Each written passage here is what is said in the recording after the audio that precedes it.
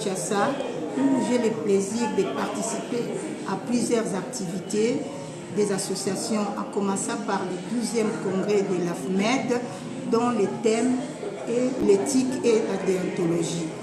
Pour notre association des mamans des 9-4 sans frontières, en tant que membre du groupe, je suis venue en premier à Kinshasa. Je vais superviser la préparation et la coordination sur place afin que ça soit parfaitement organisé pour les activités de l'équipe.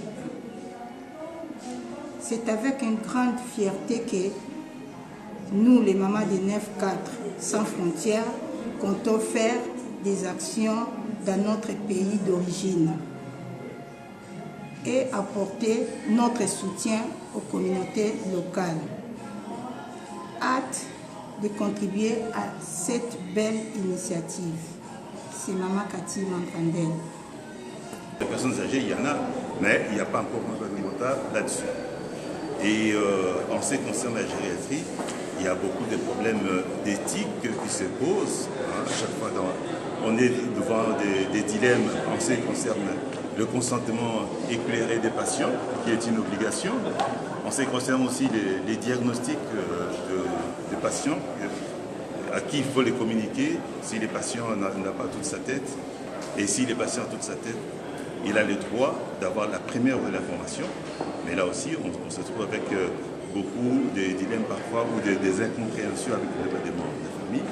Et il y a le problème de respect de l'autonomie de la personne âgée qui est souvent négligé ici et partout ailleurs d'ailleurs. Donc quelque chose qu'il faut combattre. Il y a le grand fléau de l'agisme. Vous savez ce que c'est l'agisme? C'est la discrimination de personnes à cause de leur âge.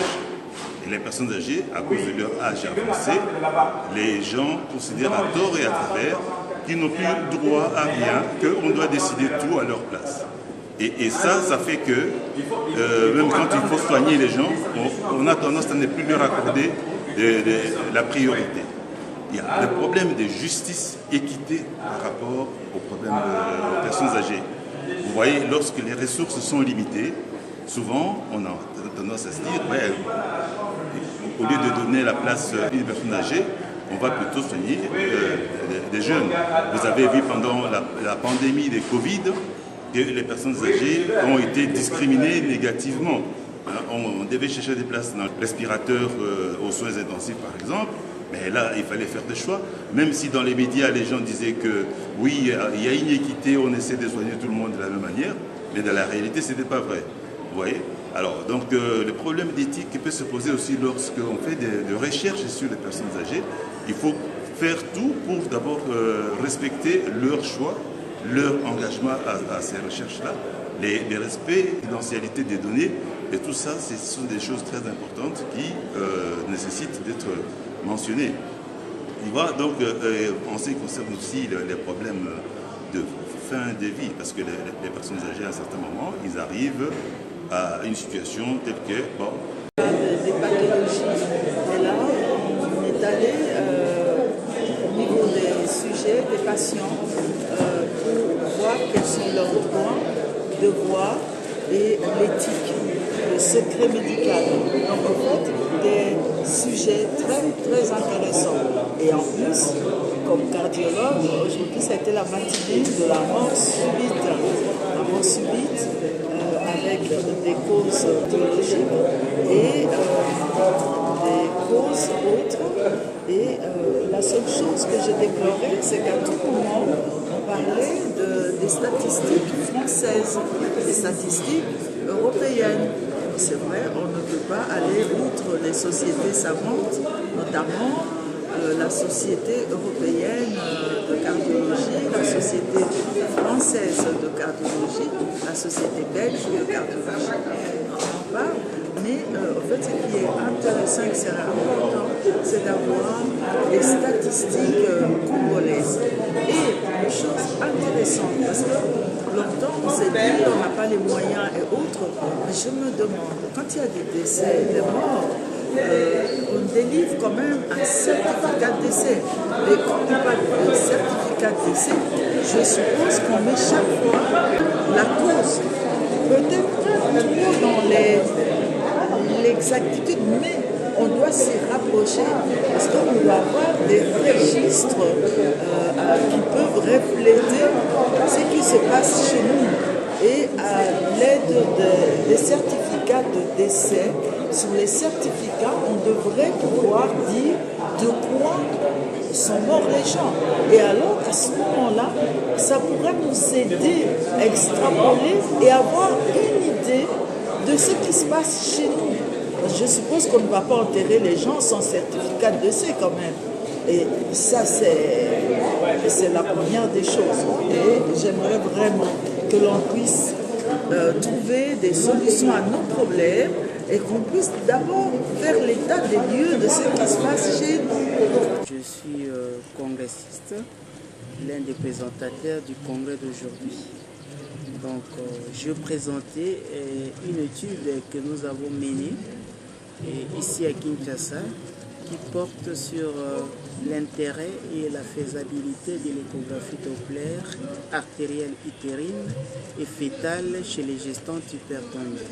Ça a été une étude prospective et nous avons trouvé que cette modalité d'imagerie était passage obligé. Vous savez bien que la gratuité de la maternité est un programme du gouvernement actuel. C'est le programme du chef de l'État même.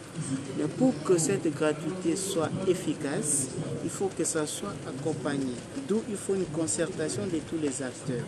Il faut des recherches et il faut que tout le monde soit là pour apporter sa contribution et cette gratuité de maternité soit juste un rêve de la gratuité parfaite. Alors, nous avons présenté notre étude, ça a été bien et je pense que ça sera mis intégré dans la pratique et surtout dans nos hôpitaux. Moi, je suis content parce que c'est ça une percée scientifique. Quand vous faites quelque chose, c'est pour vous amener une contribution parce que nous devons être plus les scientifiques qu'il faut avancer, disons, la société. Ce qui est vrai, la gratuité de la maternité, c'est une initiative pour sauver la population. Et depuis que ça a commencé, ça a soulagé. Mais seulement qu'il faut que cette gratuité soit ouverte, où il faut une concertation de tout le monde. Il faut des chercheurs, il faut des études. Jusque-là, il n'y a pas encore une étude locale publiée. Et nous avons mené notre étude et nous allons le publier dans les jours qui suivent. Et voilà un peu. Et nous invitons tous les chercheurs de continuer la recherche, surtout pour de faire des recherches qu'il faut avancer la société. Parce que les problèmes de la RDC sont macroscopiques. Ça ne demande pas des microscopies ou des calculs compliqués pour comprendre. Non, on sait qu'on n'a pas ça, on manque ça, donc c'est facile. C'est question d'être concentré, hyper concentré et amorcer une étude pour faire avancer la société. D'abord, les congrès, c'est une initiative pour réunir la population scientifique. Vous savez, chacun dans son coin fait ce qu'il fait, mais à travers les congrès, chacun arrive à communiquer ce qu'il fait. Donc, c'est ça le rôle des congrès, réunir la population pour que chacun puisse communiquer ce qu'il fait. Donc, le congrès, c'est pour nous les scientifiques, c'est vraiment une belle initiative. Hein. Et ce n'est pas pour venir faire la brillance, non, c'est pour communiquer, pour qu'on sache exactement ce que chacun fait dans son coin. Donc voilà un peu la particularité du congrès. C'est pourquoi vous voyez qu'il y a des gens qui voyagent. Et ce congrès, c'est un congrès qui réunit le médecin de l'université de Kinshasa, les ressortissants de la faculté de médecine de l'université de Kinshasa, qui travaillent ici, qui travaillent ailleurs, les amis de la faculté de médecine de Kinshasa, et voir les gens qui admirent la faculté de la médecine de l'université de Kinshasa.